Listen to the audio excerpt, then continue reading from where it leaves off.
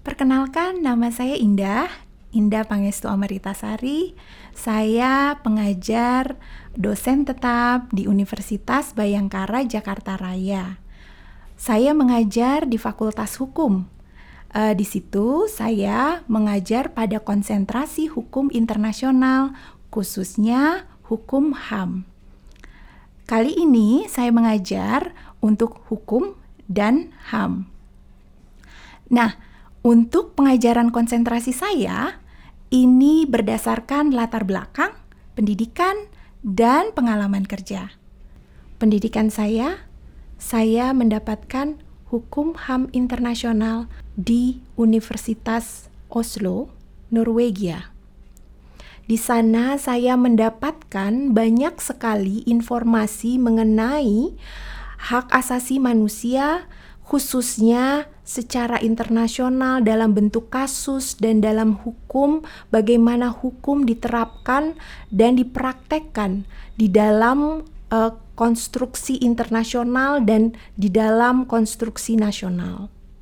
Untuk pengalaman bekerja, tetangganya daripada Norwegia, yaitu Swedia, ada universitas namanya Universitas Lund, di mana di Universitas Lund itu ada lembaga atau bisa disebut juga dengan pusat studi kalau di Indonesia.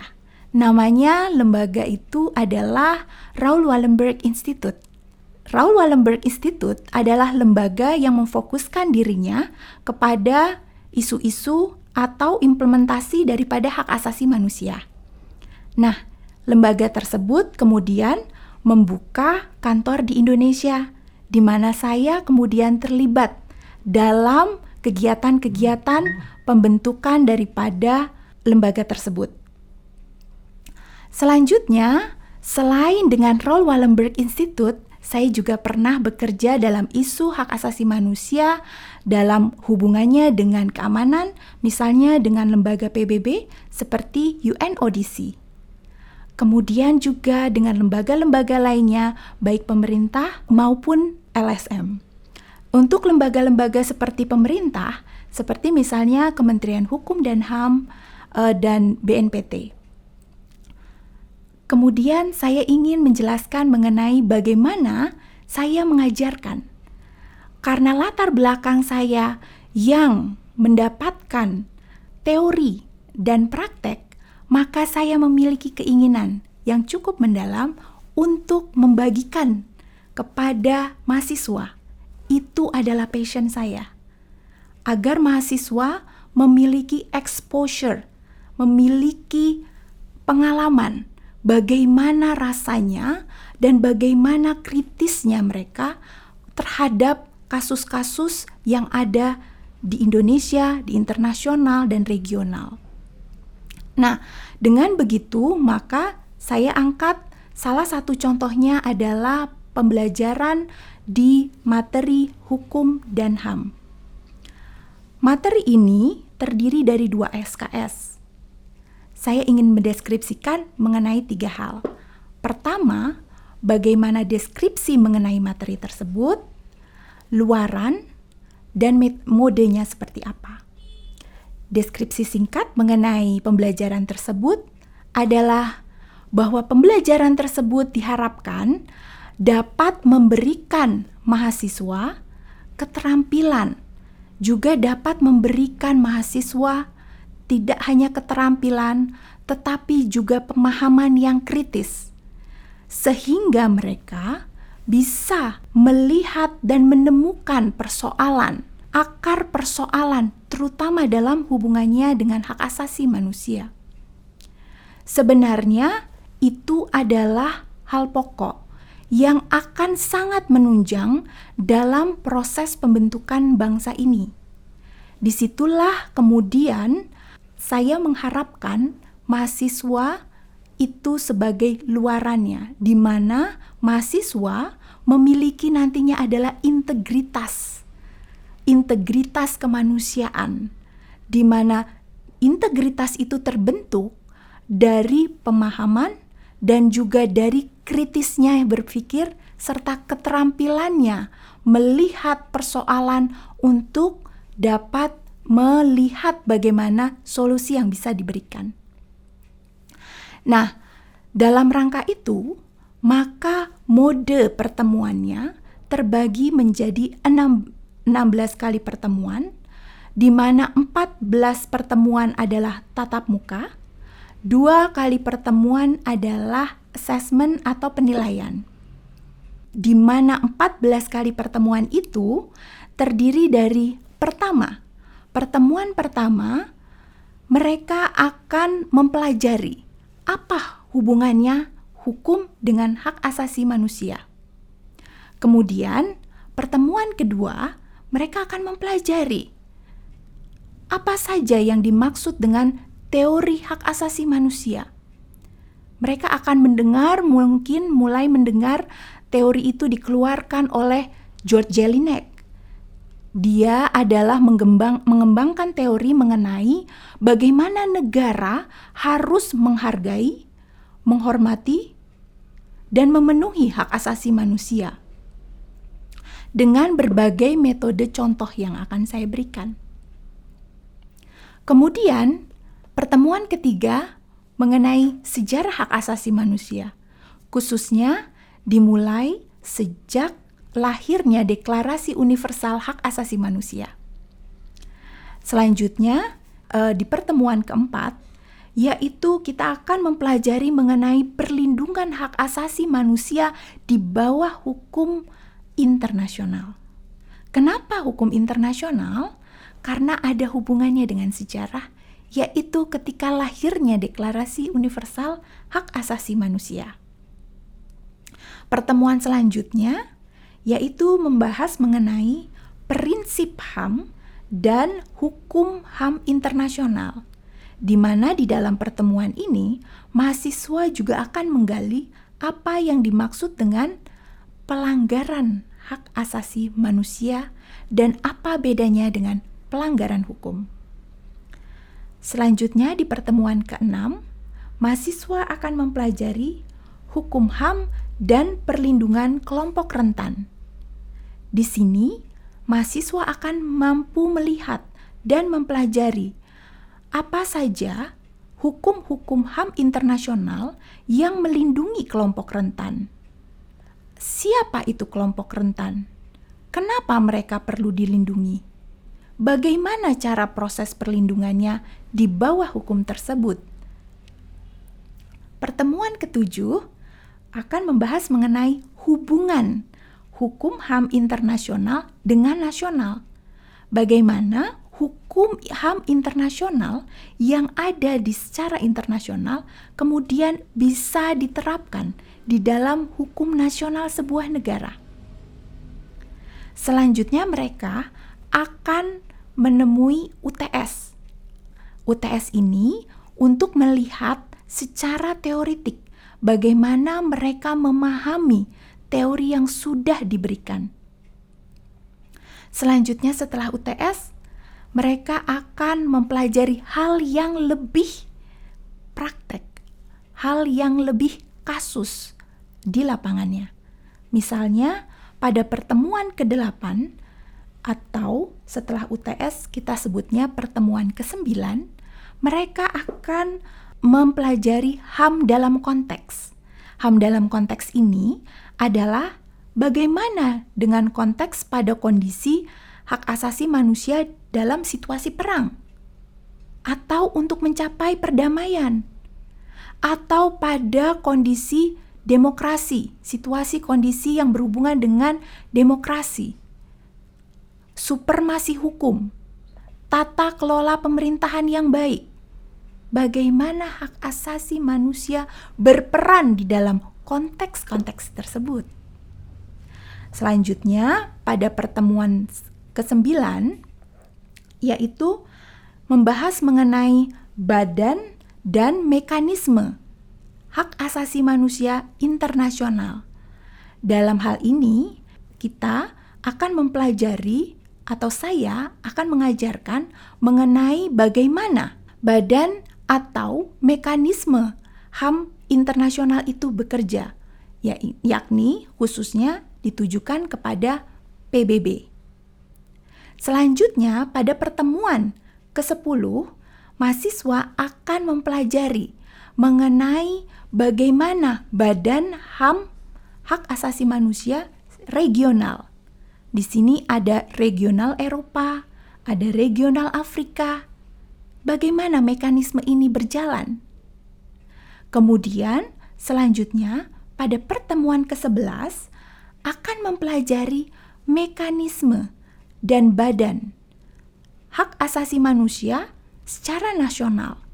Bagaimana hal ini diterapkan dan berlaku bekerja dalam konteks nasional. Selanjutnya, pada pertemuan ke-12, mereka akan mempelajari mengenai tanggung jawab individu pada pidana internasional. Dalam hal ini berhubungan dengan hukum pidana internasional, khususnya adalah mengenai apa yang kita kenal mengenai kejahatan kemanusiaan atau kejahatan hak asasi manusia secara berat. Nah, selanjutnya pada pertemuan ke-13 akan mempelajari mengenai pengadilan HAM dan KKR. Terakhir, pertemuan terakhir, mereka akan diminta bagaimana praktek daripada hak asasi manusia pada tataran nasional, regional, dan internasional. Disinilah mereka akan masing-masing secara individu untuk bisa mempresentasikan pandangan mereka, hasil analisa mereka, hasil daripada praktek mereka di lapangan. Nah, selanjutnya saya ingin memberikan informasi bagaimana ke-14 pertemuan tersebut dijalankan. Metodenya sebagai berikut. Sebentar ya.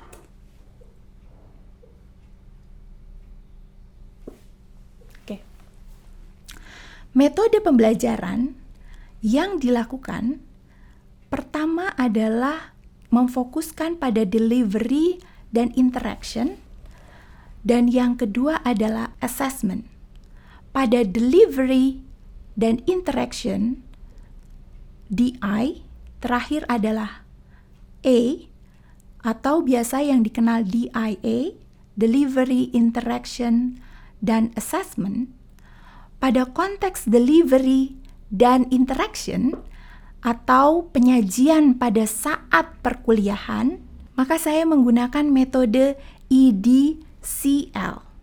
EDCL pertama adalah E, explanation, D, demonstration, C, collaboration, L, learning by teaching. E, explanation, di mana saya akan mengajarkan.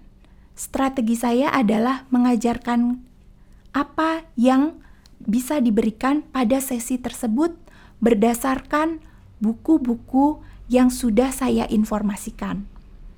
Buku-bukunya yang menjadi buku pokok acuan, strateginya adalah pertama menggunakan buku pokok acuan, yaitu yang pertama menggunakan buku Introduction to Human Rights Regime yang dikeluarkan atau ditulis oleh Manfred Nowak. Beliau adalah pelapor spesial dari PBB. Buku ini diterbitkan oleh Raoul Wallenberg Institute. Buku pokok yang kedua adalah buku pokok berasal dari Pusham UII, berjudul Hukum HAM Internasional. Saya menggunakan dua metode. Yang pertama adalah berbahasa Inggris, yang kedua adalah berbahasa Indonesia. Buku yang berbahasa Inggris berasal dari Manfred Nowak, ada mode penterjemahannya. Buku yang kedua adalah buku dari Pusham UII yang berbahasa Indonesia. Hal ini dikarenakan saya juga mengajar untuk kelas internasional. Selanjutnya saya ingin menjelaskan mengenai bagaimana proses e-explanation itu berjalan Tadi saya sudah singgung mengenai bagaimana buku-buku yang digunakan pada proses pembelajaran sesi explanation, di mana saya memberikan penjelasan kepada isu-isu pada pertemuan tersebut.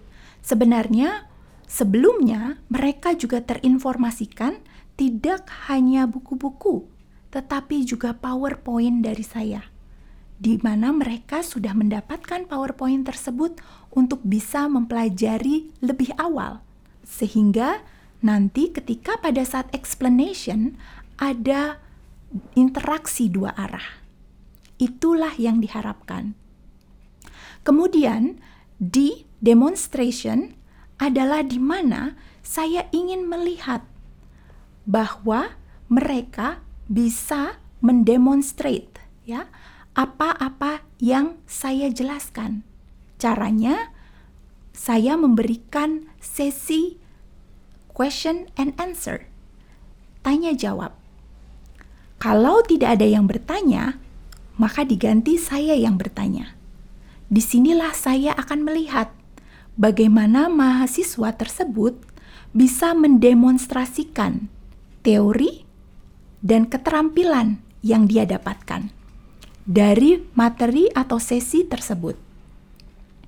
Selanjutnya, pada saat sesi explanation dan demonstration akan dilanjutkan kepada metode berikutnya, di mana metode berikutnya ini adalah collaboration. Collaboration. Collaboration di sini adalah bagaimana mahasiswa bisa collaborate, bisa berkolaborasi dengan mahasiswa lainnya untuk bekerja sama bersama-sama di dalam kelompoknya, memecahkan dan mengidentifikasikan persoalan kasus hak asasi manusia. Disitulah metode collaboration diterapkan. Terakhir, metode yaitu L, learning by teaching, yaitu mahasiswa mempelajari sesuatu dengan baik jika mereka juga belajar untuk mengajarkannya. Disinilah khususnya pada sesi terakhir, yaitu pada pertemuan ke-14, di mana mereka mempraktekkan apa-apa yang mereka pelajari dengan presentasi sederhana dari apa yang sudah mereka pelajari, dari apa yang mereka sudah observasi, atas peminatan mereka dan atas motivasi mereka. Dari hal ini, kemudian saya akan melakukan assessment. Assessment yang saya lakukan adalah menilai kehadiran mereka, interaksi mereka di kelas. Kemudian saya juga akan menilai bagaimana mereka melakukan tugas-tugas mereka, kemudian nilai tengah semester, dan nilai ujian akhir semester. Perbedaannya, pada nilai ujian tengah semester, mereka akan dites fokus kepada teori. Sementara pada akhir semester, mereka akan dites pada fokus kasus. Bagaimana mereka bisa mengidentifikasikan kasus dan mekanisme yang relevan di dalamnya. Hal ini akan dimudahkan dengan mode pertemuan. Mode-mode pertemuan yang dilakukan pada pembelajaran ini adalah dengan menggunakan mode pertemuan online. Kenapa online? Karena seperti yang kita ketahui, situasi masih pandemi. Jika tidak pandemi, maka kita akan melakukan pertemuan offline. Pada pertemuan online, pertemuan yang dilakukan adalah dengan menggunakan Google Meet. Selain itu, perangkat yang digunakan selain Google Meet atau Zoom, saya juga menggunakan perangkat WhatsApp. Karena mayoritas mahasiswa menggunakan WhatsApp. Di dalam WhatsApp akan membentuk grup. Di grup tersebut, saya memberikan informasi sebelum dan sesudah pembelajaran untuk memacu kreativitas mereka berpikir.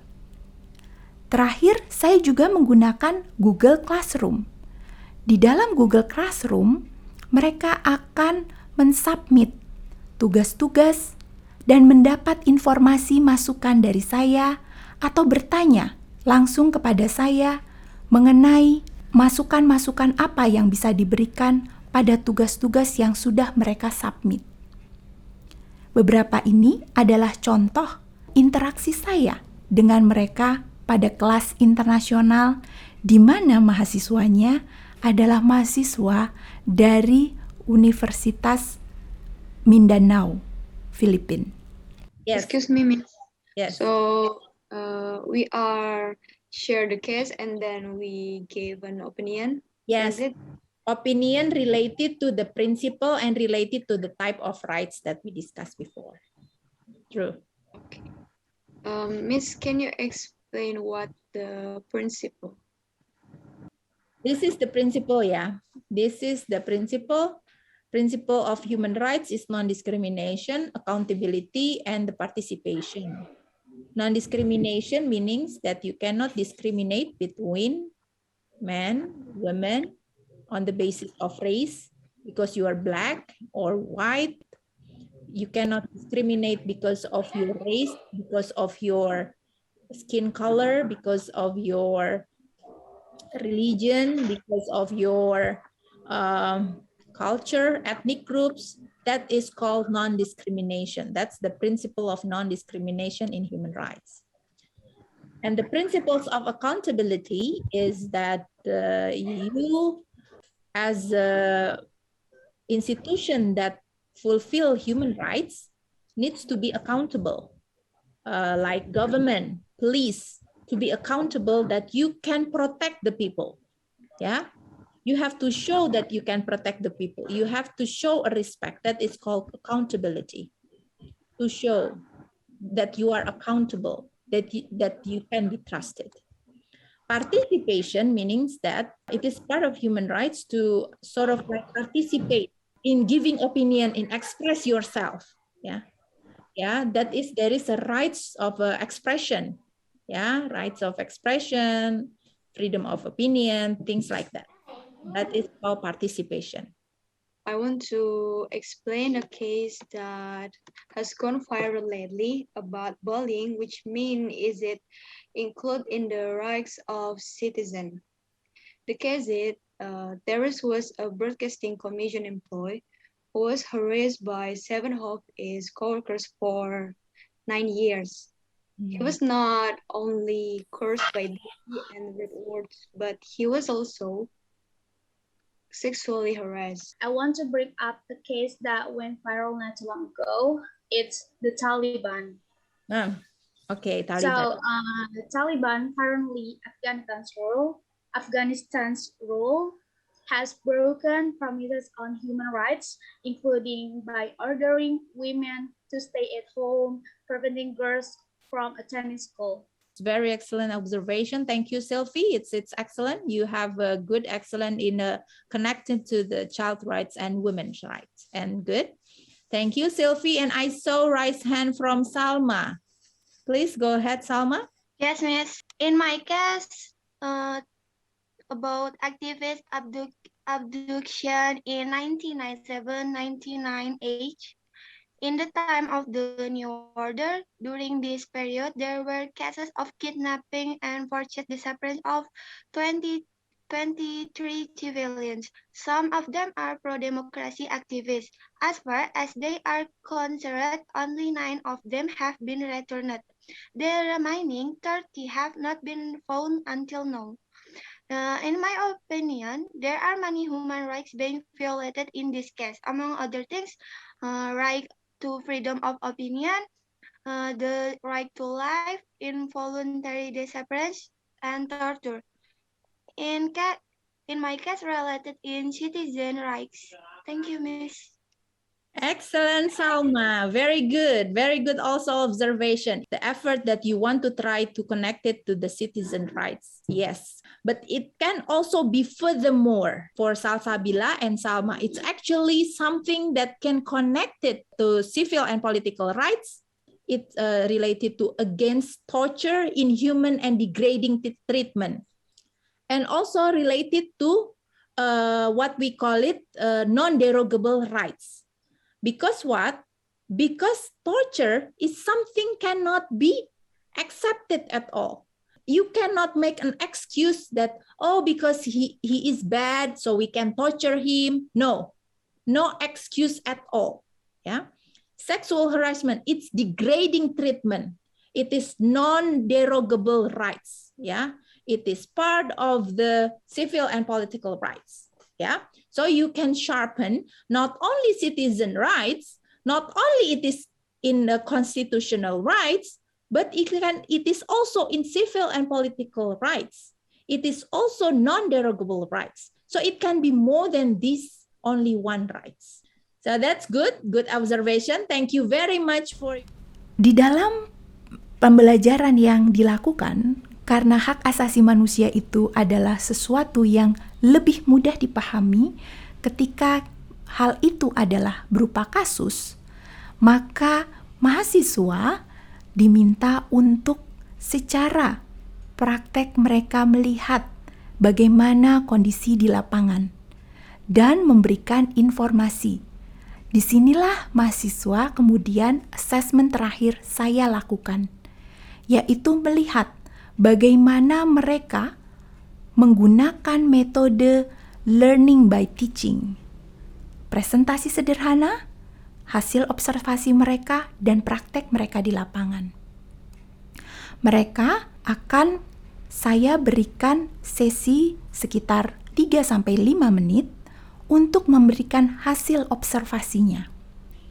Nah, pada sesi tersebut, mereka juga diperkenankan bisa membuat dalam bentuk video sederhana untuk diupload ke YouTube.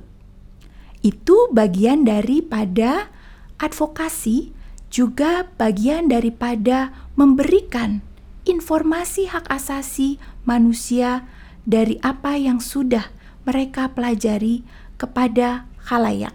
Inilah salah satu kontribusi mahasiswa, tidak hanya di dalam kelas, tetapi juga di luar kelas.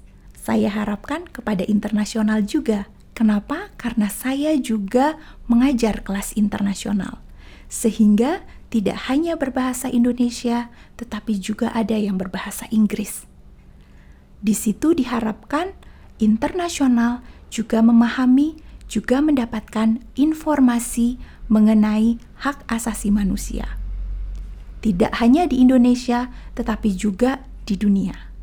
Itulah asesmen terakhir yang saya berikan kepada mahasiswa. Sehingga mahasiswa tidak diberatkan kepada hanya mengejar nilai UTS atau nilai UAS, tetapi lebih dititik beratkan kepada bagaimana dia mengeksplorasi persoalan, mengeksplorasi pengetahuannya sehingga keterampilannya menjadi lebih tajam, lebih bisa menganalisa terhadap persoalan-persoalan di lapangan. Tidak hanya terbatas kepada teori semata. Sehingga diharapkan mereka bisa berkontribusi aktif kepada pembangunan di masa depan, khususnya pembangunan hak asasi manusia. Karena pembangunan hak asasi manusia adalah sejalan dengan Pancasila, khususnya sila kedua, kemanusiaan yang adil dan beradab. Mahasiswa seringkali bosan, seringkali mungkin menemui teori-teori yang disampaikan atau materi-materi yang disampaikan membosankan. Tetapi kadang itu pandangan kita. Maka saya mengetesnya dalam bentuk assessment, itu adalah pada bentuk-bentuk metode yang tadi saya sebutkan. Sehingga ketika saya assess adalah bagaimana mereka berinteraksi dengan saya dan bagaimana mereka menjelaskan sebuah kasus. Ternyata mereka sangat tertarik, bahkan ada dari mereka yang bisa saya katakan memberikan presentasi sedikit mengenai pandangan mereka. Hal itu sangat menarik. Itulah yang saya harapkan juga mahasiswa mendapatkan konteks tersebut. Saya menemui bagaimana kasus-kasus di lapangan. Sebagai contoh misalnya, anak di dalam lapas. Sebelum adanya undang-undang SPPA, di mana undang-undang SPPA ini sangat membantu karena sangat linier atau sangat berhubungan dengan hukum internasional mengenai anak. Di situ saya menemui bagaimana kasus persoalan anak di dalam lapas. Bahkan ada kasus mengenai mutilasi di dalam lapas. Perbaikan membutuhkan proses, dan proses tidak hanya sesaat, tidak hanya juga perbaikan pada 1 atau 2 momen. Nah, perbaikan sudah dilakukan pada konteks hukum misalnya, yaitu hukum SPPA, Sistem Peradilan Pidana Anak. Berikutnya, yang akan dilihat di dalam penerapan SPPA, saya juga bisa memacu mereka, mahasiswa, untuk melihat bagaimana penerapan dari undang-undang SPPA ini dan bagaimana korelasinya dengan hukum HAM internasional khusus kelompok rentan, yakni anak. Dalam hal ini bisa berhubungan dengan Konvensi Hak Anak atau juga berhubungan dengan Beijing Rules, di mana Beijing Rules merupakan peraturan internasional di dalam lembaga pemasyarakatan khusus anak. Kemudian juga ada kasus-kasus nasional yang selain ada di dalam lapas, juga ada di luar. Misalnya adalah kasus seperti bagaimana pembangunan waduk, kemudian bagaimana beberapa penghilangan orang-orang hilang, itu juga diangkat. Kemudian secara regional, bagaimana mengangkat misalnya kawasan ASEAN, kasus-kasus mengenai Rohingya, ya, di Filipina misalnya, dalam hubungannya dengan war on drugs yang diterapkan oleh Presiden Duterte. Kemudian secara internasional, kasus-kasus misalnya seperti yang sebelumnya, Rwanda, Yugoslavia, karena ini berhubungan dengan bagaimana memetakan atau mengidentifikasikan apa yang disebut sebagai pelanggaran HAM berat. Bukan pidana HAM, tetapi pidana internasional dalam hukum internasional. Demikian penjelasan yang bisa saya berikan mengenai metode pembelajaran yang dilakukan pada kelas hukum dan HAM. Terima kasih. Salam.